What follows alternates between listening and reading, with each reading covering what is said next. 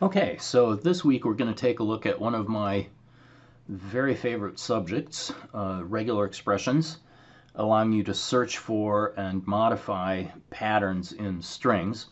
This is particularly useful if you find yourself dealing with a data set that has unstructured text containing nuggets of key information for your statistical or machine learning algorithm analysis. So, first a quick reminder about strings. A string is typically written in R in double quotes, but it can be written in single quotes if you prefer. And in particular, if you have a string that has a double quote as part of the string, single quotes are often used for that purpose. So here I'm creating a variable s1. Whoops. Okay, get into my R Studio here. So s1 gets hello world. And there we are. Okay, so I've created it using double quotes and it displays in double quotes. And the next one, I'm creating s2. Bye-bye life. Now, this is not an indication of depression on my part. It's not a wail about being cooped up from COVID-19. Sorry. This is actually a song lyric. It just popped into my head as sort of the alternative to hello. And you'll notice that even though I defined the string using single quotes, R chooses to display it to me using double quotes. Now, R originates from the S statistical language, and S was developed at AT&T's Bell Laboratories. Now, AT&T is not the same company that it was then, and Bell Laboratories I don't think any longer exists. It got spun off as part of Lucent Technologies, which then got bought by a French company, Alcatel. I could be mistaken about that. I don't think Bell Labs any longer exists, but it was a quite astounding place. The Unix system came from there. The C language came from there. Actually, the UTF-8 character encoding that's by far the dominant encoding on the World Wide Web nowadays was originated by Ken Thompson and Rob Pike, who were originally at Bell Labs. I think at the time they did that, they weren't any longer. Anyway, who cares? So in R, because of this origin, you'll see that a lot of the string manipulation functions have the same names and the same behaviors as either Unix commands or C library functions, or else borrowed from a language called awk that was a precursor of things like Perl and Python. Here are a number of the base facilities in the R language for manipulating strings. We can find out how long a character sequence is. We can combine together multiple strings into one, or we can split those strings apart in various ways. We can convert to uppercase and lowercase. We can transliterate characters within a string. And if you know the printf function in C, there's also actually an sprintf function in C that creates a string rather than displaying a string to the screen. And R directly borrows that sprintf function almost exactly. There are also commands for searching for and modifying and doing substitutions with regular expressions. And grep is actually a command line command from Unix or Linux. If you've used those systems, you're probably familiar with grep. And actually, these grep sub and gsub as functions originated in the awk language and work in the R language essentially the same way. Well, all right. So let's take a look at some examples. I've got my S1 and S2. To demonstrate the paste function, if I say the quick brown fox as 4 string arguments to the paste function, the paste function pastes those together into a single string, and by default, the individual strings as given as arguments are separated by a space character. If I want to specify a different separator, I can do that by using the sep named argument. And okay, rather than typing this in, because I'll definitely goof it up, let me copy and paste this one. So here I have jum and ps space and o and ver, but by specifying a separator of nothing, that's going to get turned into jumps space over.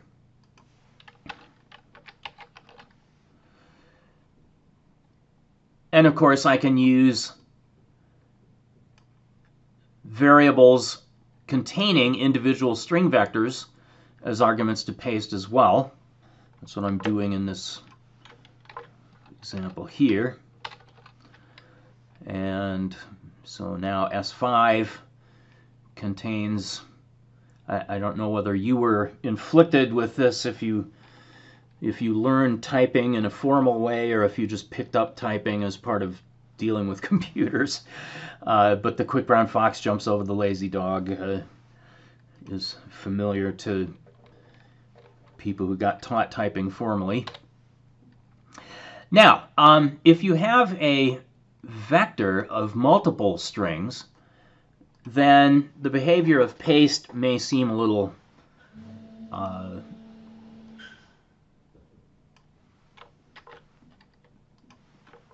surprising, I guess. So here we have S6. Now, this is a vector of 4 strings, that is character type objects. And if I say S7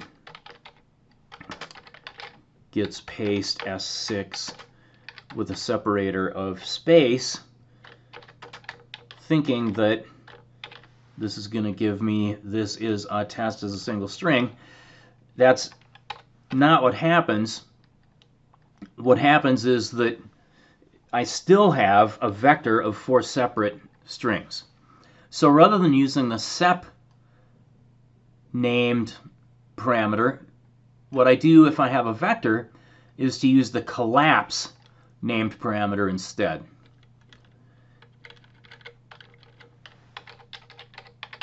All right, and so that will take all of the strings within a vector of multiple strings and collapse them together into a single string. So now I have S7 as a vector containing a single string. This is a test. Very likely you're familiar with all this, but I'm just trying to cover some basics here. So paste is a function for putting strings together, and stir split is sort of the opposite of paste. It allows you to split strings apart. Here I have S1 containing hello world, and if I say stir split S1 with space as my second argument, that second argument is taken as the split argument. And the upshot here is I'm going to get a list of vectors in which each one of the vectors is taken from the original, taken from one of the original vectors. My mistake. Let me say this correctly. In which each one of those vectors is taken from one of the original strings in the S1 vector and converted into a separate vector separated at the separation character. Okay, so stir split of S1 with space as the separator results in a list of one vector of two strings. Now, let's suppose I had, I'm running out of S's. We'll call this S1A. And this time I'm going to create a list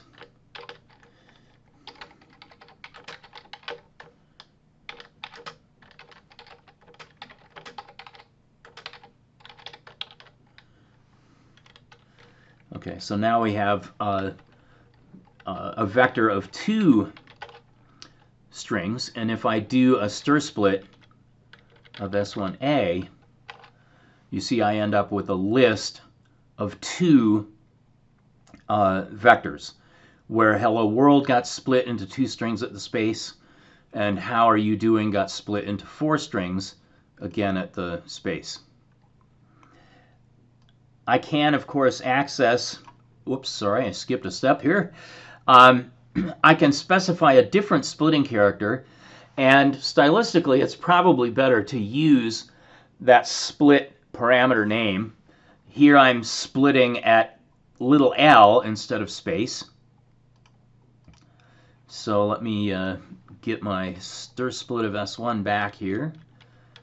All right, and instead of the space character, let me split at L's, and let me be explicit about the argument.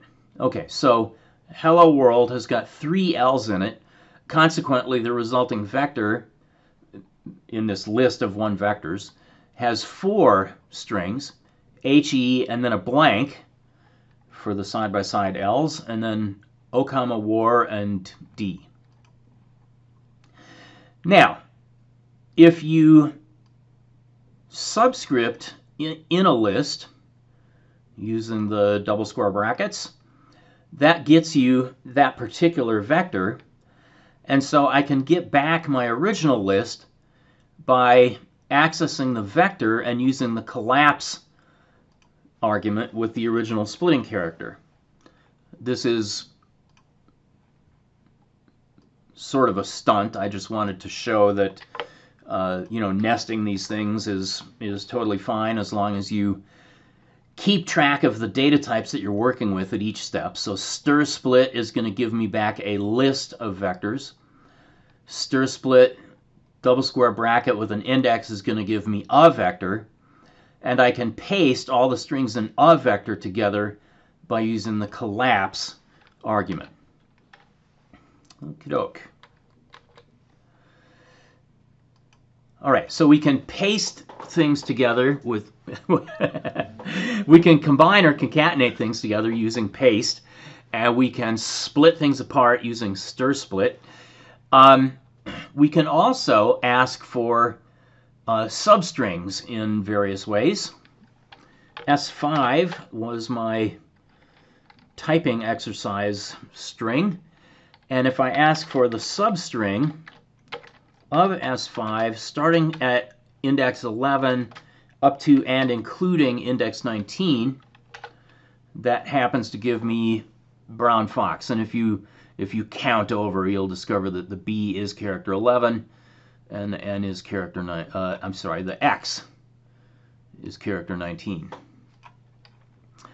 Now here again, the arguments that I gave, 11 and 19, are named arguments, and so stylistically it may be better to include the argument names.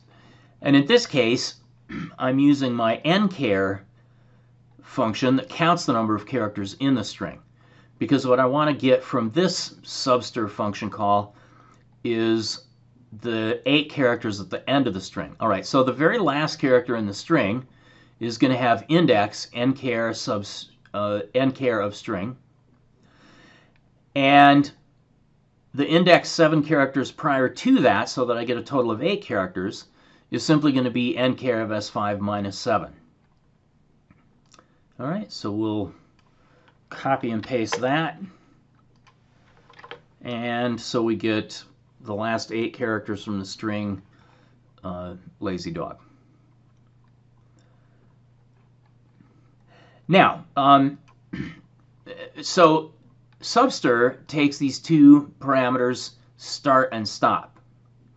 And you have to specify both of them. If I specify subster and I give the start, but I don't give the stop, I get yelled at.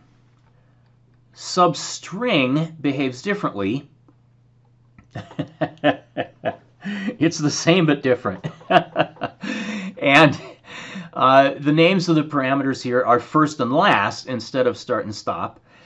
You're allowed to specify the first value, and the assumption will be that you want the last value to be the last character in the string. So if I say substring S5 first equals 25, then I get everything from character sub 25 all the way to the end of the string. Or I can specify both first and last.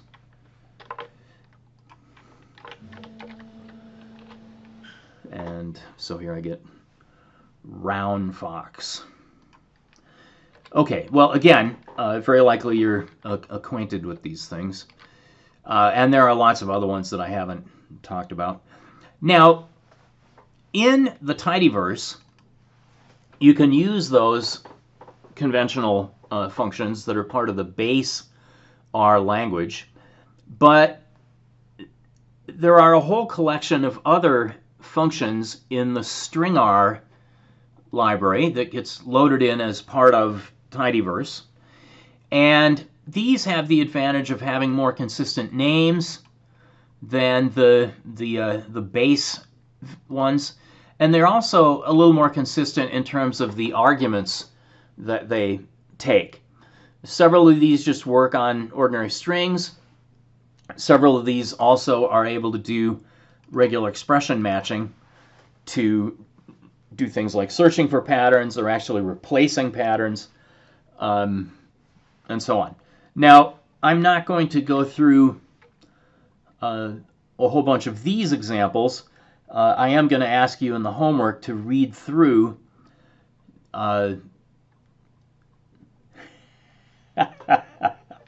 See, I'm toggling back and forth between teaching a Python class and an R class, and so I keep having the Python book author's name pop into my head. But no, we are not looking at Wes McKinney's book. We're looking at Hadley Wickham's book.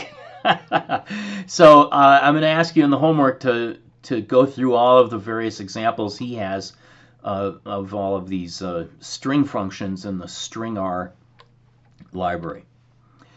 All right, well, now that we know a little bit about strings, we're ready to take a look at regular expressions, which allow you to do searching and substitutions in strings using a sort of mathematical-ish style of notation. Now, it's mathematical-ish in the sense that it's very compact, it's very precise, it has very specific precedence and ordering kinds of rules, but it's not using numbers, it's using the whole printable character set, and actually you can even use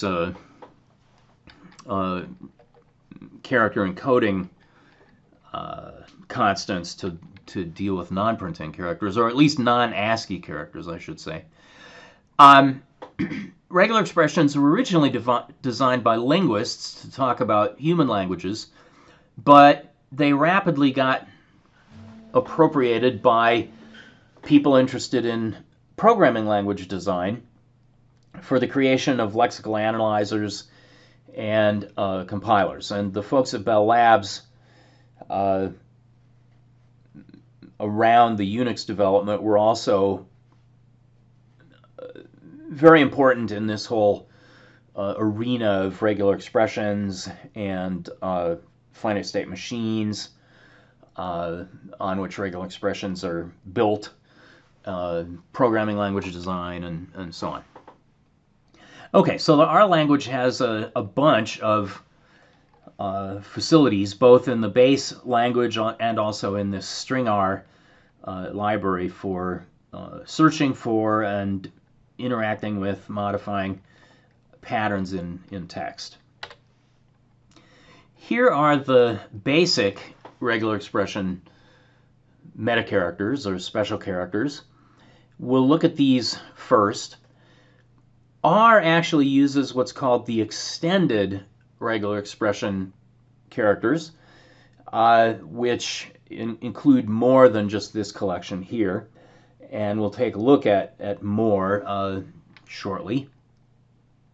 So, generally speaking, an ordinary character just matches itself. Let me pull up a program file that I've already created. Open file. R for data science, and it's poem.r. Okay, so here is an example that we're going to take a look at in which I've created a vector of strings for a silly little poem from Alice in Wonderland by Lewis Carroll. And I like to use this because it's short, it's amusing, it's fairly easy to remember. Oh, and I have some typing mistakes in here. I'm missing some spaces. Let me put in the spaces that are missing. Okay, there we go. So now I've fixed the bugs. I would have gotten surprising results. Okay, and we're going to illustrate these various regular expression characters using this silly poem. All right, so what we're going to do is to build a tibble from that poem. Now I'm building a tibble as opposed to an ordinary data frame because the tibble displays a little bit more nicely. And then we're going to use a series of regular expression patterns to analyze the poem. But I'm going to start out really simple. So let me just run this.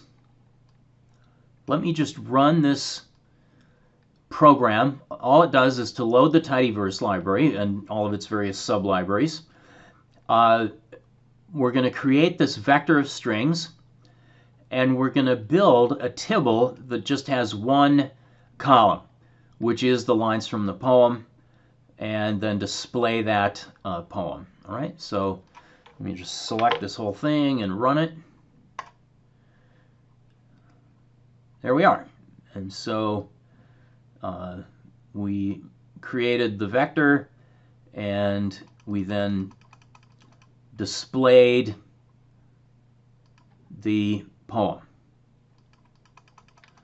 And I commented out this example of the caret symbol that we'll get to in just a minute. But I first wanted to demonstrate that if I search as a pattern for just an ordinary character like A,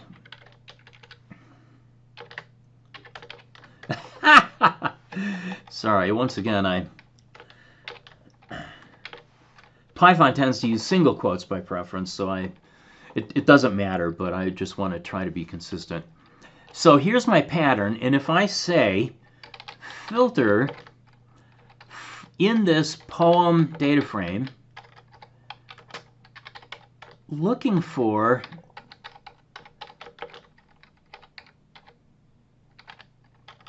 the detection in the poem column of my pattern. This filter, okay, recall that what filter does is to give you the subset of the data frame, the subset of rows in the data frame that pass your selection criterion. And in this case, my selection criterion is to detect lines in the strings in the poem column, which is the only column, that contain this pattern. And it's just a regular pattern, just a regular character A. All right, and so here is my result. Let me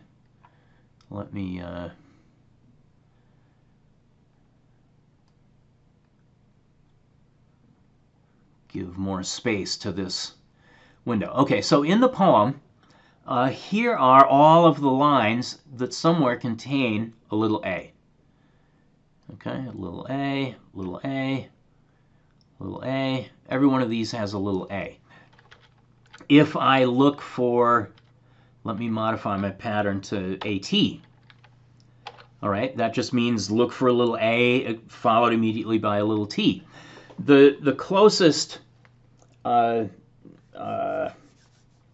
precedence here, or the ordering, is that one regular expression character followed by another regular expression character means to match that sequence of two characters. In this case, they're just two ordinary characters, A and T.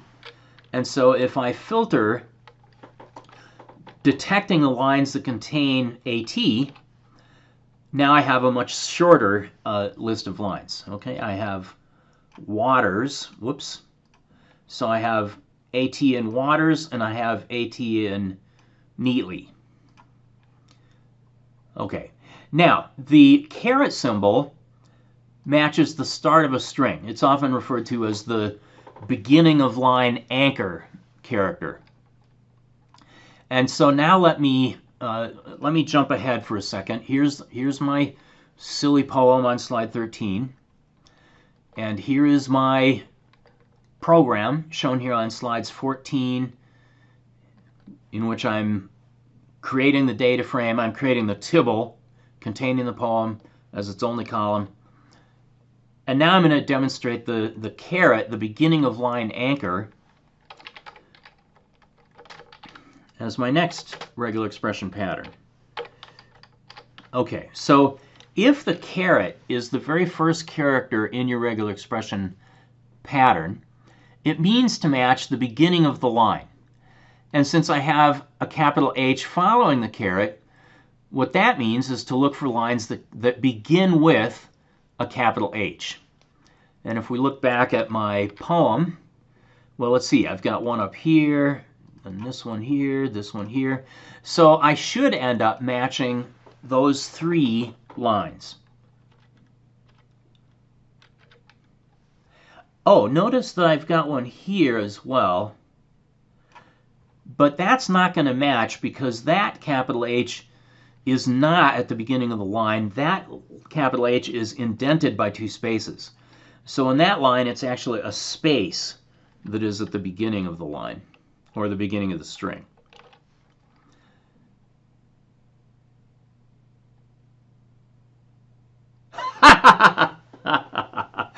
Okay.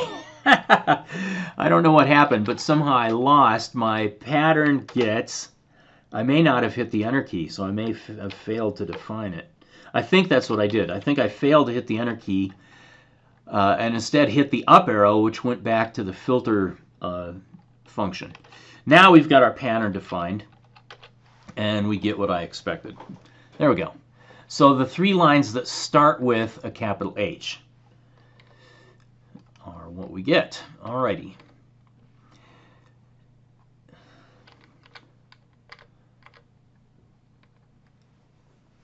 Now, okay, so this is going to be a little awkward, but I'm going to have to toggle among three different windows now in order to be able to see everything that we need to see, because I want to have my table of basic regular expression characters showing, and I also want to have my examples showing, and then I want to be able to type in the examples into RStudio. So let me pull forward my other copy of the presentation. And all right, so there's my table on slide 12. I'm going to leave that on the left. And here are my examples. Here's example 16, examples on slide 16. So we've looked at caret capital H. All right, now the dollar symbol is what's often called the end of line anchor, and it means that whatever comes ahead of the dollar symbol, assuming that the dollar symbol is the last character in the pattern, has to be at the end of the line. So here's an interesting question. if my pattern consists of caret and dollar symbol, all right, now we have to pretend that we are all sitting in a room together, and I would ask you this question: which strings is this going to match? And you would not cheat and look at the answer. And what we're looking for here are strings that begin with their ends. That is, strings where the beginning is right next to the end. Or, in other words, strings that contain no characters at all. So this is going to be the empty strings, or the empty lines. Let's pull back our RStudio and try that one out. So this time I'm going to look for lines where the beginning is right next to the end, and we'll run that through our filter. And we do have 3 lines where the beginning is right next to the end. And if I take a look up at the poem, there we go, we can see that we've got empty lines between the dashed line and the name of the author, and between the name of the author and the first stanza, and then between the 2 stanzas. So those are the 3 blank lines, or empty strings, that we have. Okay, so caret matches the beginning of the line. Now, a space is just an ordinary printing character, like an ABC, XYZ, 567. And what I have in this example pattern here on slide 16 is 2 spaces, which conveniently Adobe Reader won't let me highlight, but I promise you that following that caret are 2 space characters, and then we have a square bracket being used. Now, square brackets in any of these forms, we'll see examples of all 3 of these forms, square brackets mean to match one character, which is one of the characters in between the square brackets. Now, a hyphen in here between the capital A and the capital Z is an abbreviation for the range of characters in your character set, in our case the ASCII character set. Well, this is true. This would be true in the UTF-8 character set as well, because UTF-8 contains ASCII as a subset. So between capital A and capital Z is all the uppercase letters. It happens that they are ordered that way in the ASCII character set. So capital A dash capital Z means that I'm interested in matching a capital letter that has 2 spaces in front of it and is at the beginning of the line. So in other words, I'm looking for lines that begin with space, space, capital letter. Let's see what we find there. All right, so my pattern now, instead of being caret dollar, is going to be caret, space, space, and cap A through Z. So these are going to be lines that are indented by 2 characters and then have a capital letter. And it turns out that every other line in the stanzas of the poem okay, I just noticed. Okay, previously I discovered that I had forgotten to indent some lines, and I fixed that error, and now I notice that I actually fixed the error incorrectly. So that line should not be indented, and this one should be, and that one should not be, and this one should be. Okay, so let me, I'll define my pattern, but then I'm going to rerun my program so that my poem is corrected. Okay, and all right, so now my poem should be corrected. Let me confirm that my pattern is what I want it to be. So it's caret space space cap A through Z, and when I do my filter, yes, I get the 4 lines that are indented by 2 spaces. And because this is a poem and the first character, the first letter in each line is uppercase, I get all 4 of these indented lines from this poem. Notice that I'm not getting this one that has by Lewis Carroll. And there again, I've realized that there should be more spaces than that to match the format of what I had here. So that should be indented just above the space. Whoop, above the space. All right. All right. So my so my copying and pasting from PowerPoint into R didn't entirely work the way it should have, but we're good now. And let me rerun this poem yet again. There we go. My pattern is still caret space space capital letter, and that's what I get.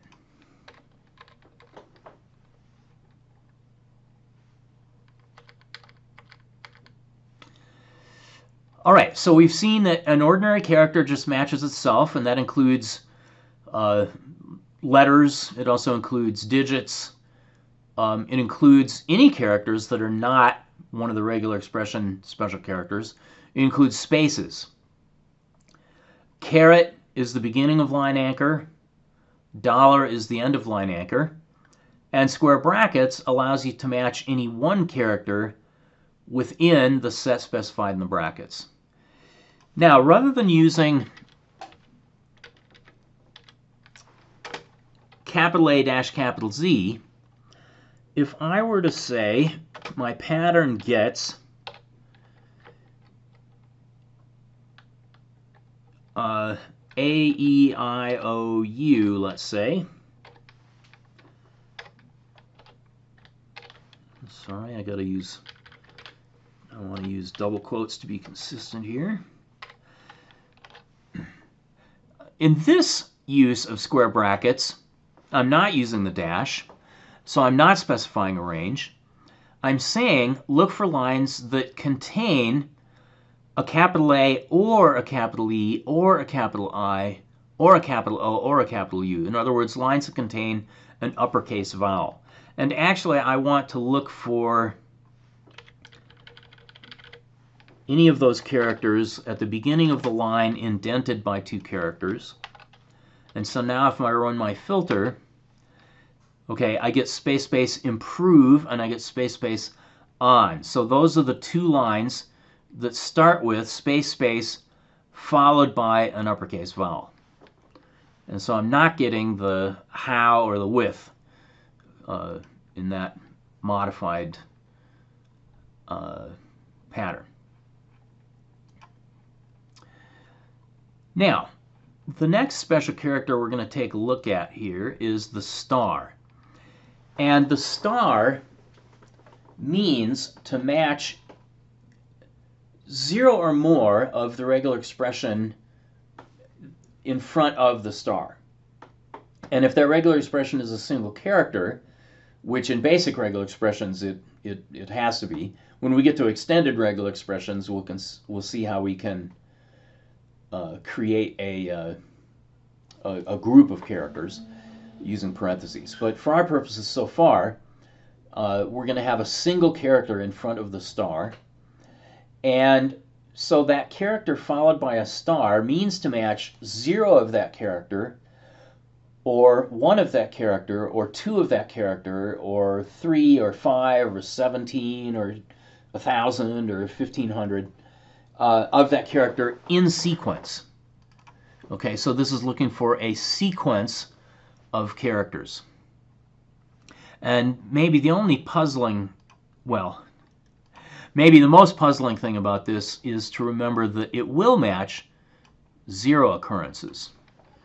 Okay, so in my example here, I'm looking for lines that begin with space star followed by a capital letter. Now, space star does not mean one space followed by any characters. What it does mean is 0 spaces, or 1 space, or 2 spaces, or 3 spaces, or 5 or 9 or 100 or 1,000 or whatever. So in other words, space star taken together means to match any number of spaces, including no spaces. So let's see what we get if we use that as our pattern. So pattern is now going to be, look for lines that begin with space star and a capital letter. Now I can think of space star to mean optional indentation. There might be no space at the beginning of the line, or there might be 1 space or 2 spaces or 3 spaces or 9 spaces or what have you. So I'm looking for optionally indented capital letters at the beginnings of lines. And let's check out the filter of that pattern. And there we are. So almost all of the lines in this poem are displayed. The ones that are not displayed are the dashed line. Okay, that's not displayed. The empty lines are not displayed because they don't contain any characters, much less a capital letter. And the name of the author is not displayed because the first non-white space character in that string, in that line, is little b. Okay.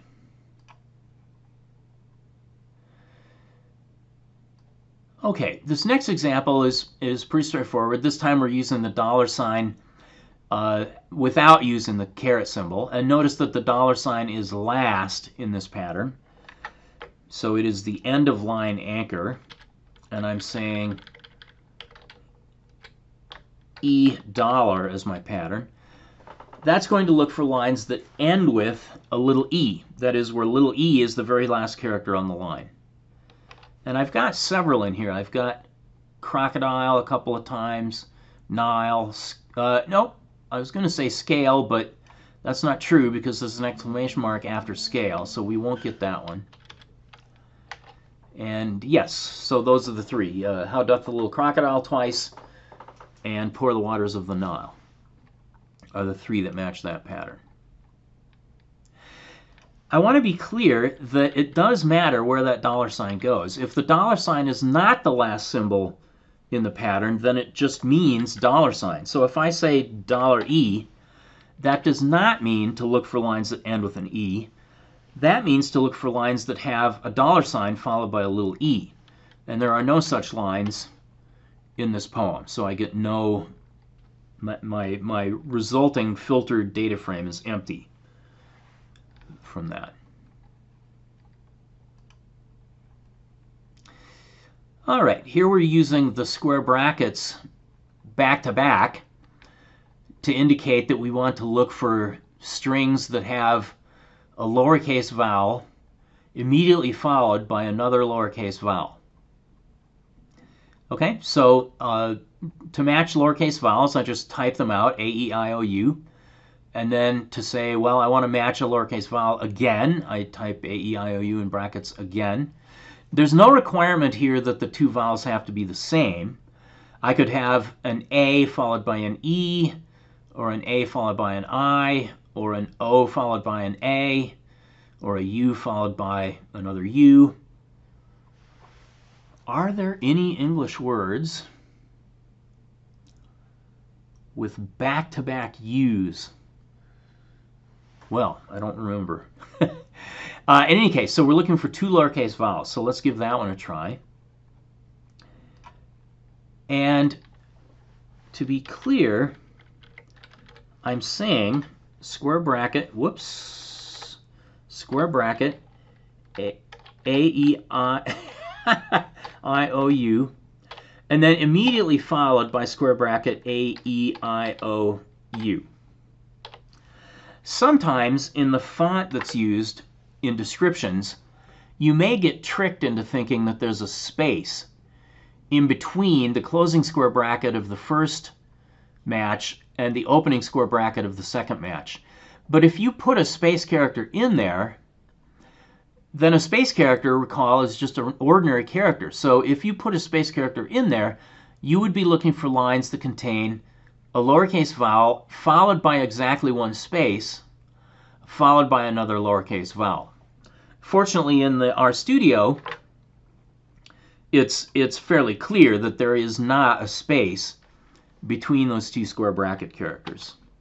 And if I filter using that pattern, here are all of the strings that contain two side-by-side lowercase vowels. We've got tail and poor and cheerful. So there we do happen to have an E followed by an E, but that's not a requirement. And then here we have neatly.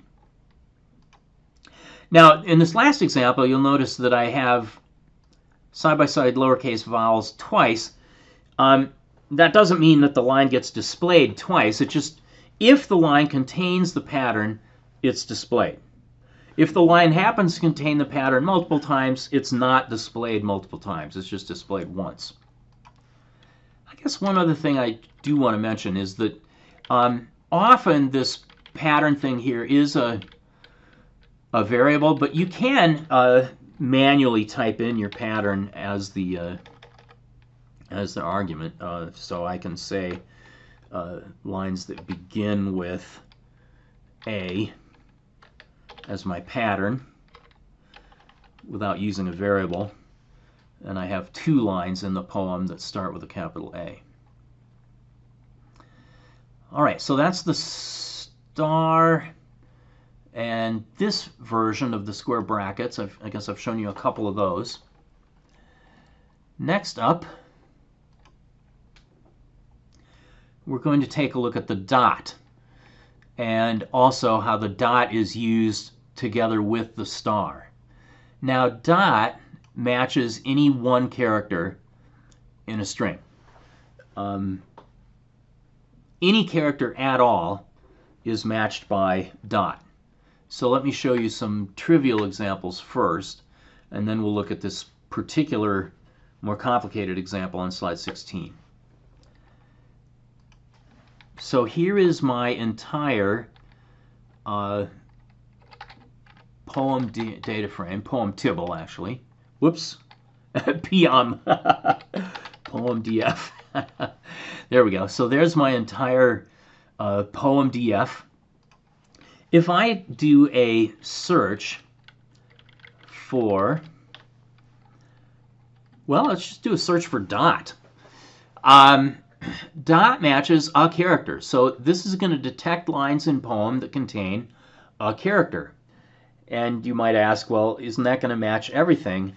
Not quite, because the blank lines, lines 3, 5, and 10, contain no characters. And so those lines are not going to match dot. But every other line does contain a character. And so all of those lines match. If let's redisplay the poem, and let me give myself a little more space. If I search for, let's look for D.T. This will look for a little d followed by a character followed by a t. So that's going to match a whole bunch of things. It'll match it'll match in words like date, D-A-T-E, or dot, D-O-T, or it'll match D space T. So if I have a line in my poem that says something like Ed travels, well, that would be Ed and then a space and then travels, and so that would have a D followed by a character followed by a T. Let's see what we get here. Okay, only one line happens to contain a D followed by a character followed by a T. Let's try another one just for gags. So let's A.R. That may not match anything. Let's just see. Oh, cool. All right. So here we have A followed by a character followed by R in the author's name. So that's the meaning of dot. It matches one character. If I wanted to match any two characters, I would just use multiple dots. So let me look for, just for gags, let's look for space, dot, dot, space.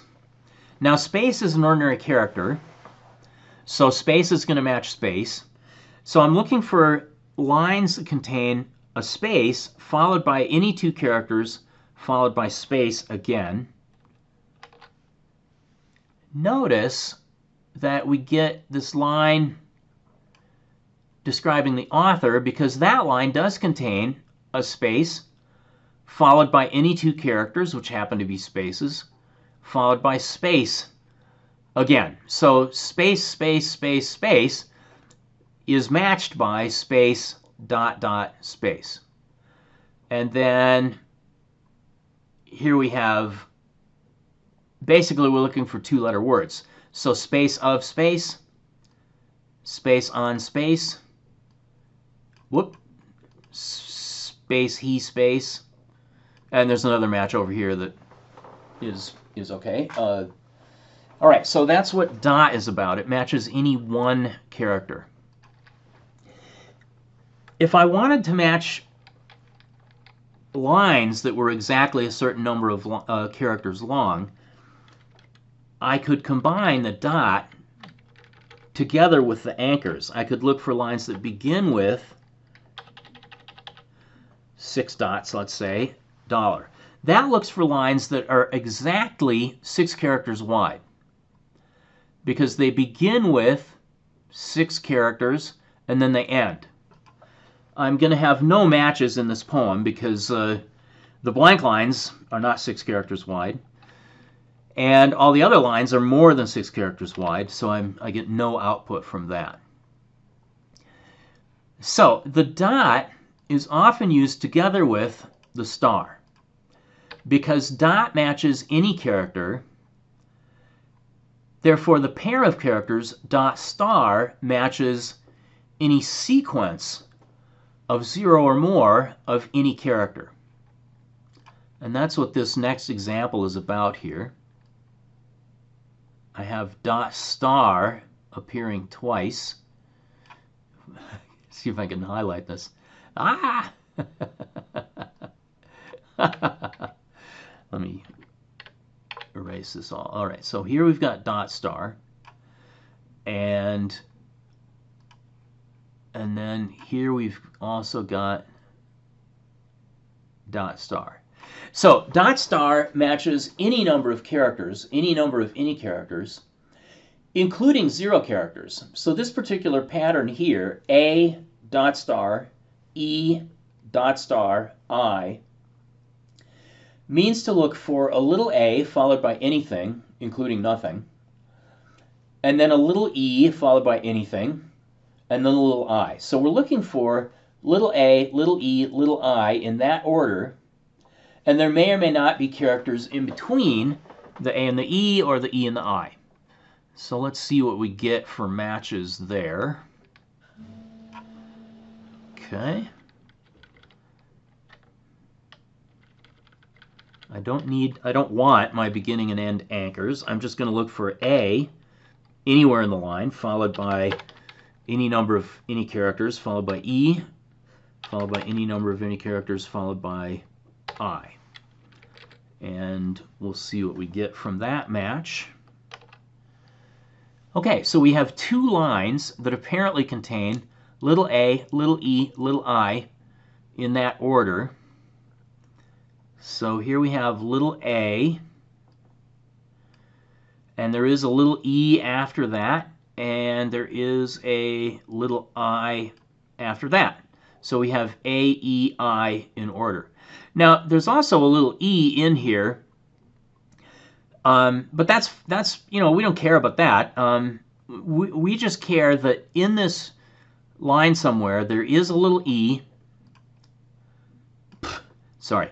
There is a little a, and after the little a, there is a little e, and after the little e, there is a little I. So that line does have the characters, the specific characters I'm looking for in that particular order. And then down here we've got A, E, I. So those are my two lines that contain A, E, and I in order with arbitrary characters in between.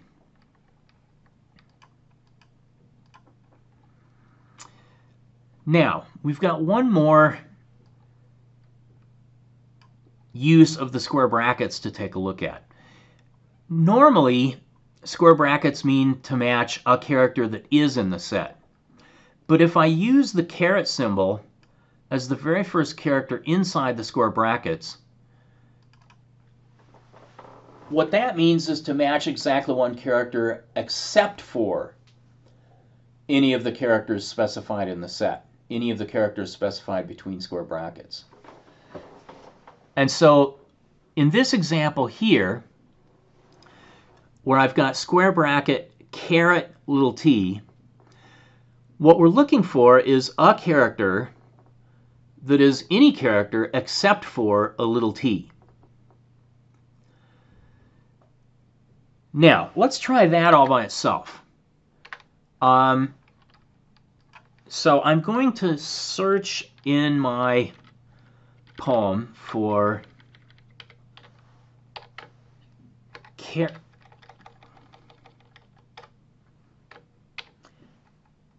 square bracket caret t. All right, that's going to search each line for a character that is not a little t. How many of these lines contain a character that is not a little t? Well, in fact, every one of these lines contains a character that is not a little t, with the exception of the blank lines. The blank lines contain no characters. So I'm going to get everything in the poem except for the empty lines. Okay, now this first line does contain a little t, but we don't care because it also contains a character that is not a little t. And this next line contains a character that is not a little t, and the next line contains something that's not a little t, and not a little t, and not a little t, and not a little t, and so on. So it doesn't matter whether there are little t's in the line somewhere. What matters is that there is a character that is not a little t in the line, and that's why that pattern matches everything except for blank lines. But if we combine that square bracket caret t with the star, meaning a sequence of 0 or more things that aren't little t's, and furthermore we anchor that from the beginning to the end, that means that between the beginning of the string and the end of the string, we're looking for lines that only contain things that aren't little t's. So from the beginning of the line to the end of the line, we're looking for 0 or more characters that aren't little t's. Now, 0 characters means that this is going to match the empty lines, because the empty lines do begin with 0 or more things that aren't little t's, and then they end. All right, they begin with their ending, and that means that there are not any little t's in between. So let's try this pattern now.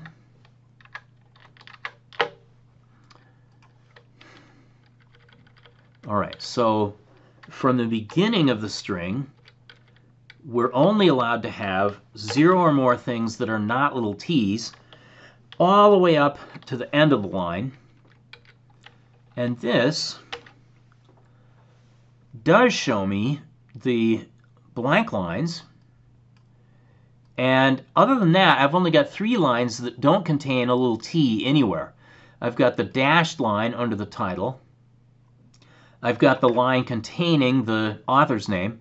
And then the only line of the 8 lines in the actual poem that doesn't contain a little t is on every golden scale. Okie doke.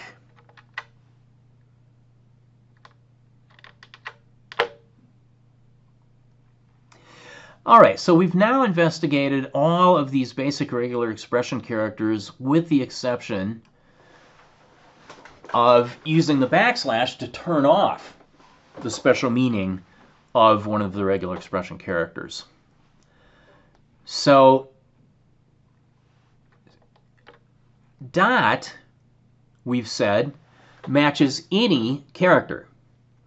But if you were scanning through a document, a notepad text file or some email message or something like that, the question arises, well, wait a minute, how would I search for literal periods in a document? In order to search for a little period, what you can do is you can put a backslash in front of the period. And the backslash will turn off the special meaning that the period has, that the dot has. All right, so if I do a search for backslash dot, that will show me all of the lines in this data frame, in this tibble, that contain a literal period.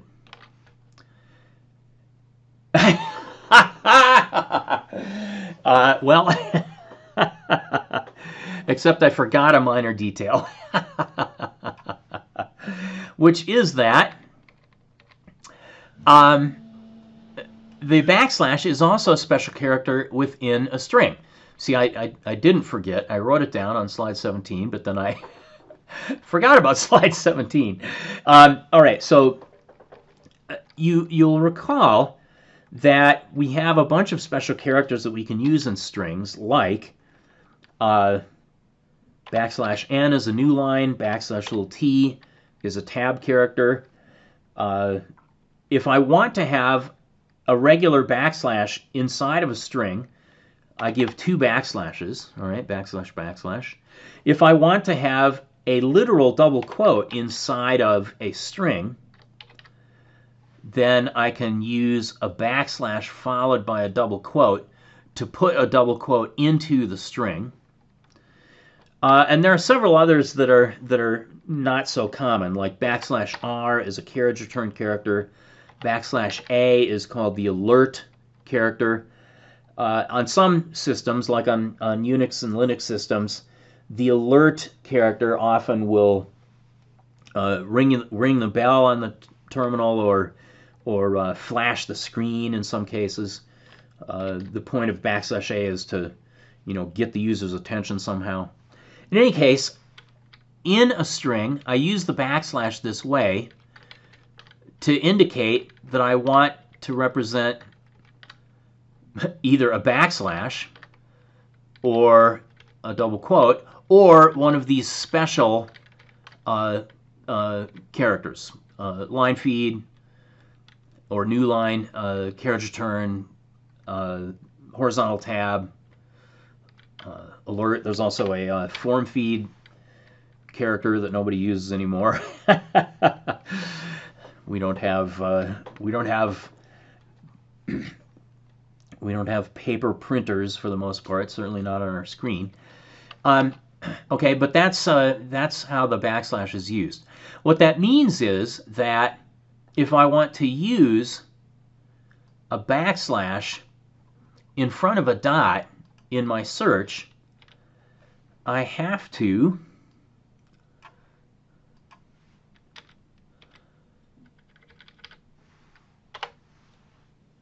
look for a literal backslash and then I'm saying this wrong. In order to get a backslash followed by a dot in my pattern, I have to use two backslashes to get one backslash in my string. Then that one backslash will turn off the special meaning of the dot. So now, finally, we're going to look for lines in the poem that contain a literal dot, a literal period character, and, well, there are not any because Lewis Carroll is an excitable fellow, and the only punctuation marks in this whole poem are exclamation marks. He doesn't believe in periods at the ends of his sentences here. So let's throw a couple of periods in just to prove that what I claim works. All right, so I've changed both of those exclamation marks to periods. I'm going to save this and highlight it and rerun it, select it all and rerun it. All right, and so now that I have replaced those exclamation marks with periods, when I run my filter searching for a literal period, I do get those lines that contain literal periods. Okay, so this is an ugly reality of trying to use the backslash in regular expressions, is that because of the nature of strings in R, you have to remember to double the backslashes. There are many other interfaces using regular expressions that have ways of avoiding having to double your backslashes. For example, Python has something called raw strings, in which the backslash just means a backslash. And in Unix, you can use something called the single quotes on the command line to turn off the meaning of all of the characters between the single quotes. But in R, we're stuck. If we want to represent a backslash, we have to type 2. And so in order to represent a backslash followed by a dot, we have to type 2 backslashes and then the dot. And even worse, if you want to search for a literal backslash, in order to search for one literal backslash in a line of text, you have to type 4 backslashes, okay? Because these 2 backslashes in the string represent a backslash, and these two backslashes in the string represent another backslash, and so those 2 backslashes together within the regular expression mean to search for an ordinary backslash. Okay. All right, so that's the basic regular expression characters. Now, here are some of the so-called extended regular expression characters. There's some other ones, such as the curly braces, that I'm not going to talk about. They're fairly easy to pick up on your own.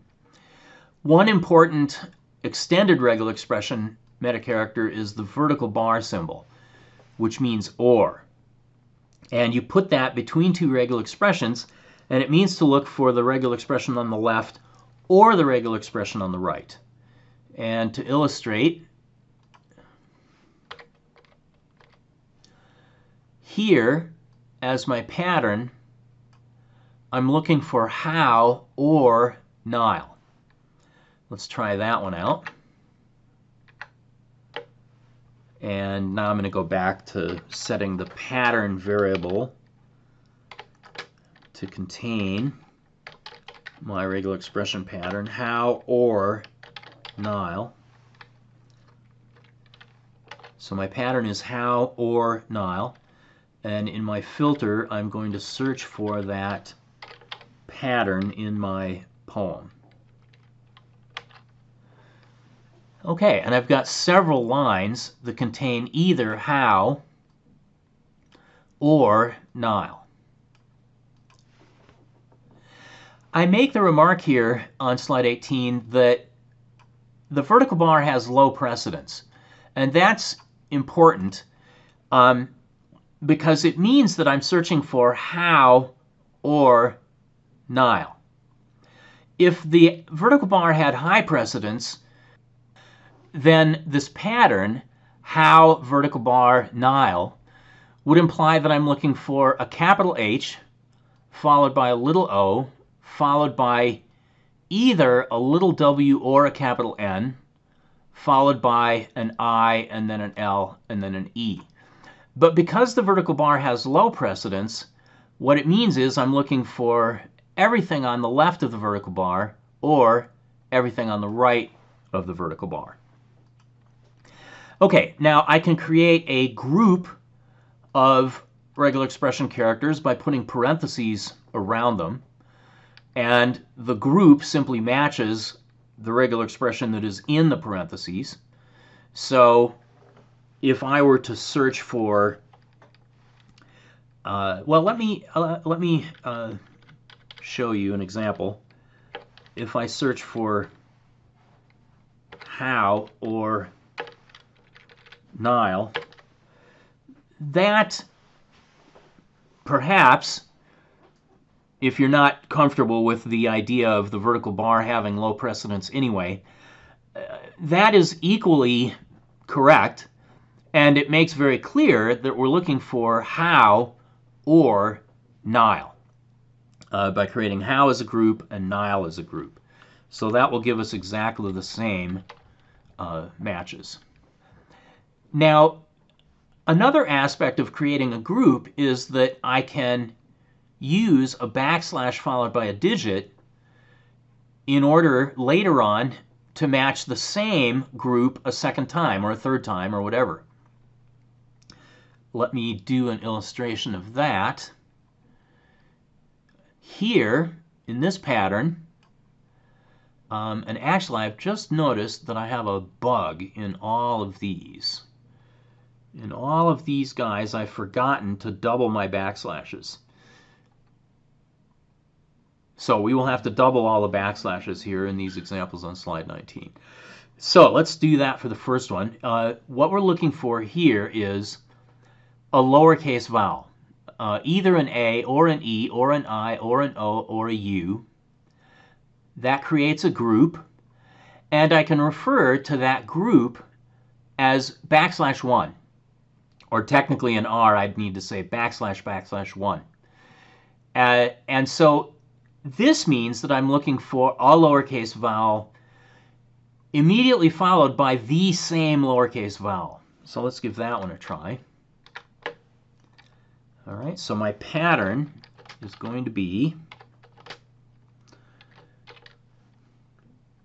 a group containing a lowercase vowel, A, E, I, O, or U, immediately followed by another occurrence of that same thing. So let's see if we have any occurrences of side-by-side identical lowercase vowels. Okay, we only have one occurrence in this poem, in the word cheerfully. Just out of curiosity, rather than saying A-E-I-O-U followed by \1, let's just look for any character followed by that same character again. So this is saying, let's see if we have any lines that contain side-by-side identical characters. This should find more. Actually, it finds a lot more. Okay, so it finds lines that contain little, this line that contains dash followed by dash, R followed by R. Oh, I was trying to figure out where the side-by-side identical characters were in Improve His Shining Tail, but of course they're out here at the front. This is a side-by-side spaces, so all of the indented lines are going to match. Actually, even the by Lewis Carroll, what actually matched was the two spaces in front. And then we have cheerfully, and we have little. So we have a bunch of littles and a cheerfully, and a bunch of pairs of spaces matching that pattern, the group dot followed by exactly the same thing again.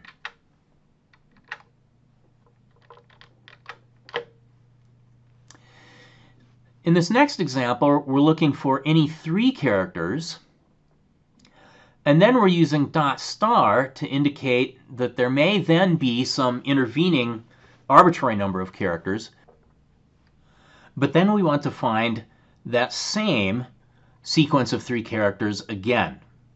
So in other words, we're looking for lines that contain some pattern of three characters followed later by that same pattern of three characters again. Now, it may occur 3 times or 4 times or whatever, but that pattern of 3 characters has to occur at least twice in the line in order to match, or in the string. So let's give that one a try.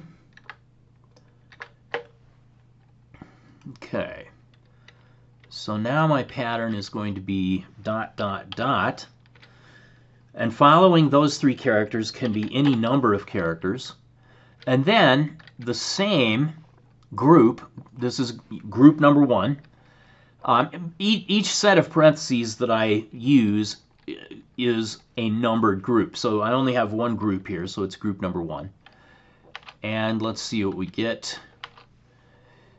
Here we go. Now, this one's pretty easy. We have 3 dashes, followed by 3 dashes. Whoops, followed by 3 dashes again.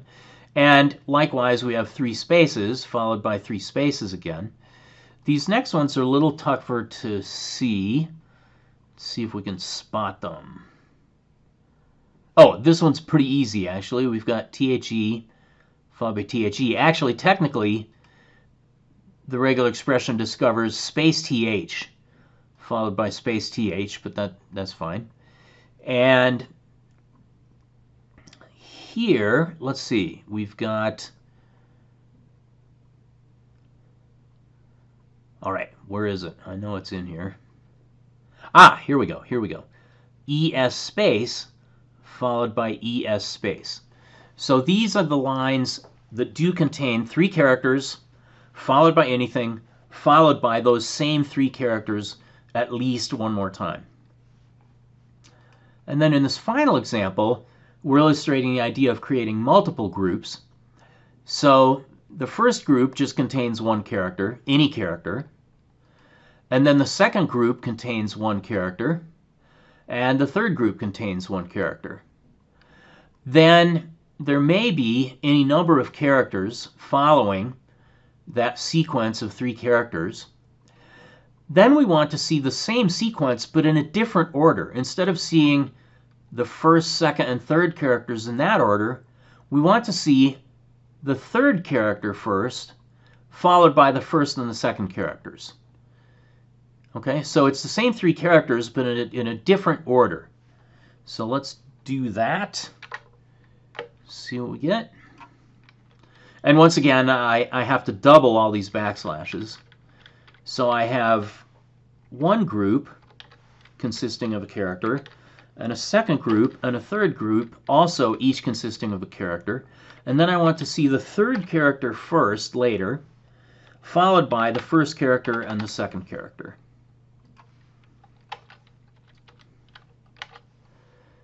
Okay, now I've still got the dashes and the spaces, which are the same. These other ones are a little trickier to spot. Here I have E space L. All right, so that's 1, 2, 3, and I want to find 3, 1, 2, and that's here, 3, 1, 2. So I've got E space, I've got E, come on mouse, I've got E space L, followed later by L, E space. And this next one's fairly straightforward. I've got HIS, 1, 2, 3, followed by SHI. And here I've got N space E, followed by EN space. Okay, so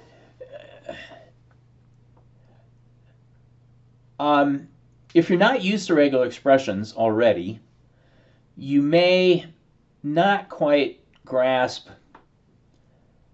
how flexible and how powerful this is. But regular expressions, in my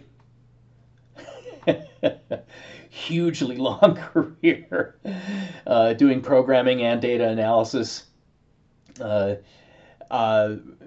expressions have been certainly one of the most important tools in my toolbox for searching through and tearing apart and reorganizing and cleaning arbitrary information, whether it's code or text or descriptive fields in databases. This stuff is tremendously powerful if you devote the energy to becoming an expert at it.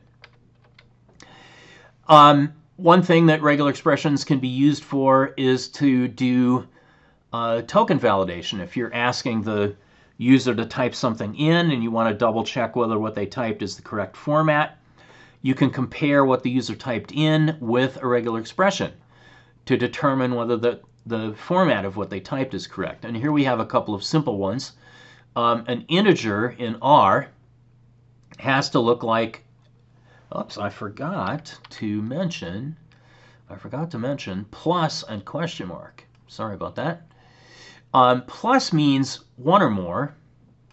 Question mark means 0 or 1. And in this example here, we're using the plus to mean that in order to be a valid integer in R, we have to have 1 or more digits,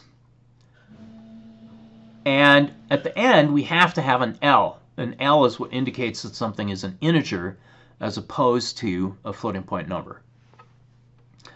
And then here we can check for a valid Boolean constant, true in all caps or false in all caps. Notice that I've used the parentheses here around the vertical bar. What we're doing is we're testing whether the entire string that the user typed in is a valid Boolean value. If I had mistakenly typed as my pattern caret true vertical bar false $, I run into this problem of the vertical bar being low precedence. And because the vertical bar is low precedence, what this pattern means is begins with true or ends with false. It doesn't mean begins with either true or false and then ends. So this would match things like true XYZ or abracadabra false if you did not use the parentheses here around the vertical bar. All right, well, I could happily talk about regular expressions for hours and hours more with examples, but this is the conclusion of part 1 of week 5. Okay, take care.